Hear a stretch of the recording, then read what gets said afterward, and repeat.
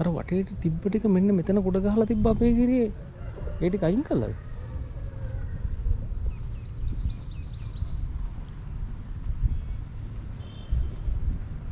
මේ තියෙන ඔක්කොම මේ කැට ටික තියෙනවනේ. මේ සෙල්ලි පියන්නේ. ඔව් මේ සෙල්ලිපි තියෙන්නේ. මේ එක කිලා බැලලා තියෙන්නේ. අර තියෙන ඔක්කොම අතන තියෙන මේවා ටික. ඒ මේ අභයගිරිය ගැන තේරුම් ගන්න තියෙන බොහොම වටිනා කැටයන් ටික තමයි තියෙන්නේ. ඔයාලා කියන විග්‍රහ ටික. ඔව්. ඒ පැති හතරෙම තියෙන ඒවා ටික කඩලා දාලා මෙතන තියෙන්නේ. ඒතර මේකේ මොනවද තියෙන්නේ? ඔක කියලා තියෙනවද දන්නේ නැහැ ඉතින්. ඔක කියවලා තියෙන්නේ ඉතින් ඔය. මේක අර පතුල් ගල තමයි වැදගත්ම පතුල් ගල දෙකේ දන ලකුණු අර සක්වල දොරටුවේ තියෙන සංකේත දෙක තියෙනවනේ පටන් ගන්න. මට නම් හිතෙන්නේ මේක තමයි මේ රාජධානියේ මේ රට තුල තියෙන ප්‍රධාන සෑය. මේක තමයි මේක මටත් අභයගිරිය. අද අභයගිරිය කියලා නම දැන් අභයගිරියයි ජේතවනාරාමයයි මොකක්ද කියලා හොයාගන්න බැරුව තිබ්බනේ. දෙක මාරු කළානේ නම් දෙක මාරු කළානේ දාලා තිබ්බේ. ඉතින් ඒ වෙනකොටත් හිතන්නකෝ. එතකොට දන්නේ නැහැ. අභයගිරියට ජේතවනාරාමයේ දාලා තිබ්බේ ජේතවනාරාමයට අභයගිරිය කියලා දාලා තිබ්බේ. මතක නැහැ පතුල් ගල කොතනද තිබ්බේ කියලා.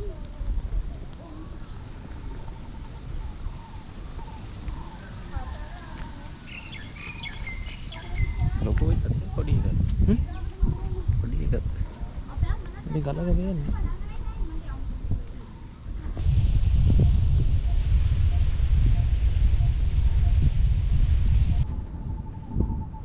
මේ ඔක්කොම ඉතුරු ටික අර අතන තියෙනවා. මේ කකුල් ටිකත් එක්ක මේ තියෙන්නේ. කඩලා බිඳලා දාලානේ තියෙන්නේ.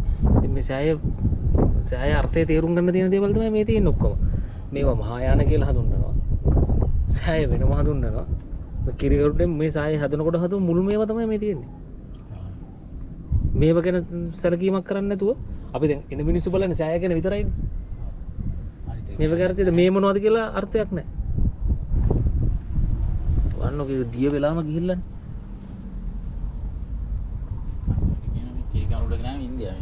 කිරිගරුඩ මේ වගේ නෑ ඉන්දියාවෙන් කියනවා තමයි දේවා. මෙතන තිබ්බේවනේ. දැන් මේ බන්නේ පුන්කල්සෙන් යන්නේ දෙපැත්ත පෙන්වන්නේ මේ දතාවේ ශක්ති දෙක. ත්‍රිසුලෙන් මොකක්ද කියන්නේ? ඒක තමයි පෙන්වන්නේ. ද්වයතාවයෙන් අර යන්ත්‍ර මන්ත්‍ර කියන එකනේ. දෙකක ක්‍රියාකාරීත්වයෙන් තමයි මැද භ්‍රමණය වෙන්නේ. දෙපැත්තේ ක්‍රියාකාරීත්වය දැන් මෝටරයක් ගන්නකො. මෝටරේ දෙපැත්තේ තියෙන චුම්බක දෙක ක්‍රියාකාරීත්වය මත තමයි මැද අක්ෂය භ්‍රමණය වෙන්නේ. ඕකම තමයි සක්වල දොරටුවේ තියෙන එක දැනග. මේ කිරිගරුඩෙන් මේම හදන්නේ.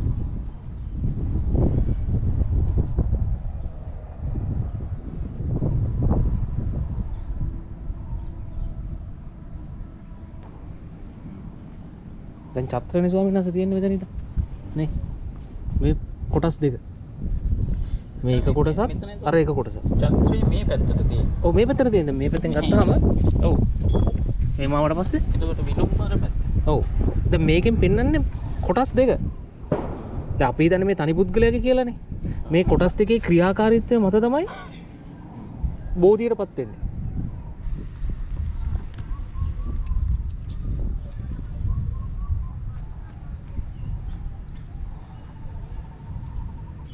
මේ තියෙන මේ කොටස් දෙකේ ක්‍රියාකාරීත්වය මේ දෙපැත්ත තමයි පෙන්වන්නේ.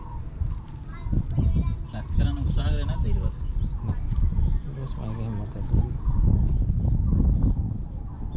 මම මේක එතකොට කොච්චර වටිනවද කියලා දන්නු.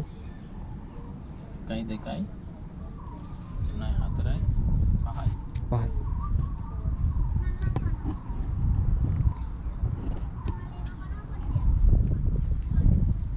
චන්ද්‍රකාන්ත පාෂාණයෙන් හදලා දෙන්නේ. වාත් වෙනද මේක ගත්තොත් මේක අනිත් පැත්තට හරවලානේ තියෙන්නේ. මේ චත්‍රය තියෙන්නේ මේ පැත්තේ මේ. මේක හිට් වල තියෙන්නේ කන පිට. මේ අර පැත්ත උඩට එන්න ඕනේ. එතකොට මේ දෙපැත්තෙන් තමයි ක්‍රියාගත උඩට ඇවිල්ලා මෙතනට මේ චත්‍රය දාන්නේ උඩ කියන ස්වභාවය. මේ දෙන පැති ටිකත් එක්ක මේව ගණන් කරවුවොත් අර අගයන් තමයි එන්නේ. පතුල් ගලම තමයි. අර බෝධිය පෙන්වුවේ. මැද්දෙන් අර බෝධි චිත්‍ර පෙන්වුවේ. ඒ වගේම මැද්දට මෙහෙම එනවා. දෙපැත්තේ මේ වෙනවා මේක තමයි බෝධිය වෙන්නේ. ඒකට මේ නිකන් අඹලා නෙවෙයි.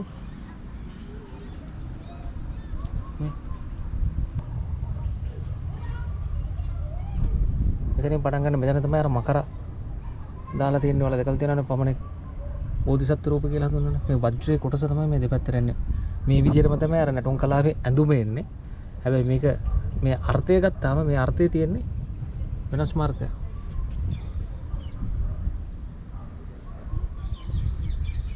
මේ සියල්ලම ධර්මාර්ථයේ තියෙන බුද්ධ වීමට අදාළ වූ ධර්මතාවය.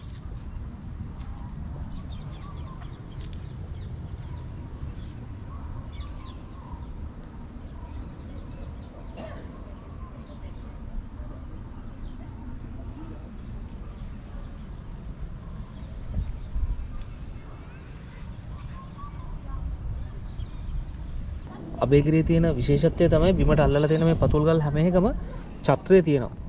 ඡත්‍රයේ සහිත පතුල් ගල් තමයි තියෙන්නේ. එතකොට මේ පතුල් ගල් දෙක තමයි තනි පතුලක් බවට අර පිහිටි ගලේ කොටන්නේ. දැන් මේක පතුල් දෙක තියෙන්නේ මේ ගල් පතුරක තමයි මේ පතුල් දෙක තියෙන්නේ. ඉතින් කාට හරි මේක ඇස ගැටෙනවා නම් මේකේ යථාර්ථය මේකේ සත්‍ය මේ පතුල් ගලේ මොකද්ද කියලා ඒක තේරුම් ගත්ත මොහොතේම මේවා මේ විදිහට තියන්නේ නැහැ මෙතනින් ගලවලා අයින් කරයි. නමුත් මෙතෙක් මේ වගේ ඉතිහාසය මේකේ ඇත්ත කතාව මිනිස්සුන්ට තේරුම් ගිහිල්ලා නැහැ.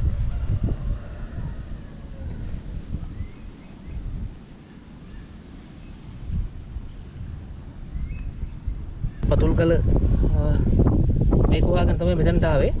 පුළුවන් නම් මේ වීඩියෝ එක බලන කවුරු හරි මේ ශේෂ්ත්‍රයට අදාළ එතකොට අපේ රටේ ප්‍රසිද්ධ ස්වාමීන් වහන්සේලා ඉන්නවා. මේ අටම ස්ථානාධිපති ස්වාමීන් වහන්සේ ඉන්නවා. මේ අබේගිරියේ තියෙන මේක මේ පතුල් ගල මෙතනින් ගලවලා අරන් තියන්න මේක ඊටාත්ම වැදගත් හේතුව තමයි ඔයාලට පේනවද මේක අර මල මෙතනින් පේනවා මේ දෙපැත්තට තියෙනවා මේ මල ඊට පස්සේ මේ පැත්තෙන් එන මේ පැත්තේ මල තියෙනවා මැදින් තමයි මේ ඡත්‍රය එන්නේ මේක තමයි බෝධිය කියලා නිරූපණය කරන්න මේ ඡත්‍රය තියෙනවා මේ කොටසෙන් මේ ධර්මය අපිට පැහැදිලි කරගන්න පුළුවන් සහ විශේෂයෙන්ම මෙන්න මේ කොටස මේ තියෙන්නේ ඔයාලට මතක ඇති සක්වල දොරටුවට මම ගිහිල්ලා පෙන්නන්නම් දැන් මෙතන ඉඳන් අපි යනවා සක්වල දොරටුවට ගියාට පස්සේ සක්වල දොරටුවේ ඔයාලට දෙපැත්තේ පටන් ගන්න මෙන්න මේ සංකේත දෙකෙන් සක්වල දොරටුවේ කතාව කියව ගන්න කෙනෙකුට කියවන්න තියෙන්නේ මේ දෙපැත්තේ තියෙන මේ දෙක දැන් ඔයාලට පේනවද මේක මේ පතුල් ගලේ මේ කොටස නෑ මෙතනින් එහාට තියෙන කොටස නෑ මේක තියෙන්නේ දැන් ලකුණ. එතකොට මේ තමයි ක්‍රියාකාරීත්වය කොටස් දෙකේ. මේ කොටස් දෙකෙන් පටන් ගන්න මේ මුල් ස්වභාවයෙන් පටන් ගන්න ක්‍රියාකාරීත්වයේ අවසානය තමයි මෙන්න මේ බෝධියෙන් නිමා වෙන්නේ. ඒකයි මේ මල තියෙන වලට අර මම පෙන්නුවේ හුඟක් ප්‍රතිමා වහන්සේලාගේ මේ මල තමයි අතේ තියාගෙන යන්නේ. එතකොට කොටස් දෙක තියෙන්නේ මේක ස්ත්‍රී පුරුෂ කියන කොටස් දෙක නැත්නම් ධන ඍණ කියන කොටස් දෙක අපි මේ විදිහට සැලකුවත් ඔයාලට මතකනේ ඉසුරුමුණේ තියෙන පෙම්මියෝල එකකින් අපිට විවිධ නම් දාලා තිබ්බට ඒවට අර ඉර හඳ ලෝකේ පවතින මේල් ෆීමේල් කියන මේ කොටස් දෙක තමයි තියෙන්නේ. ඉතින් ඒකේ ක්‍රියාකාරීත්වය තමයි මේ තියෙන්නේ. මේ ක්‍රියාකාරීත්වය මත තමයි බෝධියට පත් වීම තියෙන්නේ. ඒකින්ද මේක විශේෂ පතුල් ගලක්. ඒකින්ද මේක දකින්න මම කාට හෝ තේරුණොත් මේ කියන කතාවේ ඇත්තක් තියෙනවා ඒක හොයන්න ඕනේ කියලා මේ පතුල් ගල මෙතනින් ගලවලා ඉවත් කරලා ආරක්ෂිතව මේවා කෞතුකාගාර කීපයක්ම තියෙනවා. දැන් අබේගිරියටම වෙනම කෞතුකාගාරයක් තියෙනවා. අබේගිරිය කෞතුකාගාරය. ඒකින්ද ඔයාලා ඒ කෞතුකාගාරයෙන් තියන්න. මොකද හේතුව අර මේ ආරම්භය පෙන්නනවා මේ සක්වල දොරටුවේ මේ සංකේතය මම ඔයාලට ගිහිල්ලා පෙන්නන්න. දැන් ඊළඟට මම අපි යනවා සක්වල දොරටුව ළඟට. එතනට ගිහිල්ලා පෙන්නන්නම් මේ ධන ලකුණු දෙක තියෙන්නේ කොහොමද කියලා ඔයගොල්ලෝ මතක තියාගන්න. මම මෙතනින් මේ වැඩසටහන නතර කරනවා. එතනට ගිහිල්ලා මම ඔයාලට පෙන්නන්නම් මෙන්න මේ කොටස් දෙක. දැන් මේක බලා ගන්න පුළුවන් ඔයාලට එන්න ඕනේ. ඔව්. මේ තියෙන්නේ. දැන් මෙතන ඉඳන් ආවහම අතන්නේ විහාරය තියෙන්නේ. ඒ විහාරය දැන් ටිකක් ඕගොල්ලෝ මෙහෙම එනකොට මේ පැත්තට එනකොට ඔව් මේ පළවෙනියෙන්ම හම්බෙන මෙතනට පොඩ්ඩක් මෙහෙන් තමයි මේක තියෙන්නේ මේ. ඔයාලට තේරුම් ගන්න පුළුවන් ඒ අතන ප්‍රධාන දොරටුවනේ. අපි අතනින් ඇතුල් වෙලා දකුණට එන්න ඕනේ. ප්‍රධාන දොරටුවෙන් අපි ඇතුල් වුණාට පස්සේ එතනින් දකුණු පැත්තට එන්න. දකුණු පැත්තට එනකොට ඔයාලට ඇවිල්ලා මෙතනට එන්න පුළුවන් මේ. ඉතින් සමහරකට මම මේ කියන දේවල් ඔයගොල්ලෝ වැඩි වටිනාකමක් නොදෙන්න පුළුවන් මේ වැඩසටහන බැලුවට පස්සේ. නමුත් මේක දකින තේරුම් ගන්න පුළුවන් මේ කියන කතාවේ ඇත්තක් තියෙනවා කියලා හිතෙනවා නම් හොයන්න ඕනේ සහ මේව ආරක්ෂා වෙන්න ඕනේ කියන එක අපි කතාව පැත්තකින් තියමුකෝ. ආරක්ෂා වෙන්න ඕනේ කියන එක හිතෙනවා නම් පූජනීය ස්වාමීන් වහන්සේලාගේ මේ අනුරාධපුර භාරවේ ඉන්න අනුරාධපුරේ වැඩ වාසය කරන පුරාවිද්‍යාවේ නිලධාරීන් ඉන්නවා, රාජ්‍ය නිලධාරීන් ඉන්නවා, රාජ්‍ය ආයතන තියෙනවා. ඉතින් ඔබ සියලු දෙනාගෙන්ම කාරුණික ඉල්ලීමක් කරන්නේ මේක ගලවන්න මෙතනින්. මොකද මිනිස්සු පාක ගිහලා මේව විනාශ වෙනවා. මේ වටිනා දෙයක් ඉතිහාස කතාව සක්වල දොරටුවේ සමස්ත කතාවම ආරම්භ වෙන්නේ මෙන්න මේ කොටස් දෙකෙන්. මේ එකක් තමයි අර ඉසුරුමුණි පෙම්වියොල කියලා හඳුන්වන ස්ත්‍රී පාර්ශවය සහ පුරුෂ පාර්ශවය. ඒ කොටස් දෙක තමයි මේ තියෙන එක. මං සක්වල දොරටුව ළඟට ගිහිල්ලා ඔයාලට පෙන්වන්නම් කොහොමද මේ ධන ලකුණු දෙක තියෙන කියලා. මේ සංකේත මතක තියාගන්න. මේකම තමයි එතන ආරම්භ විදිහට තියෙන. මේ පැත්තක ඉතින් අවසනාව කැඩිලා. මට මේ වගේ දැන් කිහිපයක විතරයි හම්බෙලා තියෙන. හරිම දුර්ලභයි. මේ මුල් ස්වභාවය නැත්තම් ඔයගොල්ලෝ අර බයිසිකල් රෝදේ වගේ චක්කවත්ති වීම, දැන් චක්කවත්ති වීමට ආරම්භ වීම තමයි මේ තියෙන්නේ. චක්කවත්ති වෙනකොට මේක අර බයිසිකල් රෝදේ වගේ ගරාදි පෙන්නනවා. ඒවා ඒ පතුල්ගල් හුඟක් තැන්වල තිබ්බට මේ මුල් ස්වභාවය ඒක හොයාගන්න අපිට හරි අමාරුයි. සහ මේක මලත් එක්කම තියෙන්නේ මේ තියෙන්නේ. අපි මේ පැත්තට ආවම මේ තියෙන්නේ චත්‍රය මේ දෙපැත්තෙම තියෙන අර මේ මල තමයි අර අතේ තියෙන අපි සීගිරි ලලනාවන්ගේ. ඊට පස්සේ හුඟක් ඔයාලට යථාර්ථ වැඩසටහන වල පෙන්නලා තියෙනවානේ. මේ දෙක තමයි මේ දෙපැත්තට තියෙන්නේ. ඒකෝට මේක තමයි අර බෝධිසත්ව රූප වලින් උඩින් පල්ලෙහාට වැටෙනවා දාලා තියෙන උඩින්ම අරගෙන ඔයාලට මතක ඇතිනේ. ඒ උඩ තියෙන චත්‍රය. ඒකෙන්ද මේ ගලේ සමස්ත ධර්මයේම තියෙනවා. වටිනම තැනක් මේක. මේක මෙතනින් ගලවලා අයින් කරලා කොහොමදින් තියන්න. ඒ වගේ පතුල් ගල් මේ හැම තැනම පේනවනේ මේ.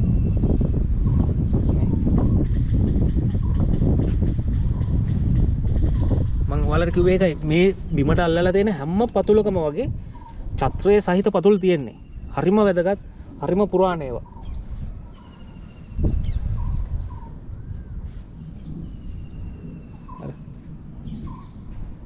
මේක මෙතන මතක තියාගන්න. එතකොට ඔයාලට ඇවිල්ලා බලන්න පුළුවන් මේ.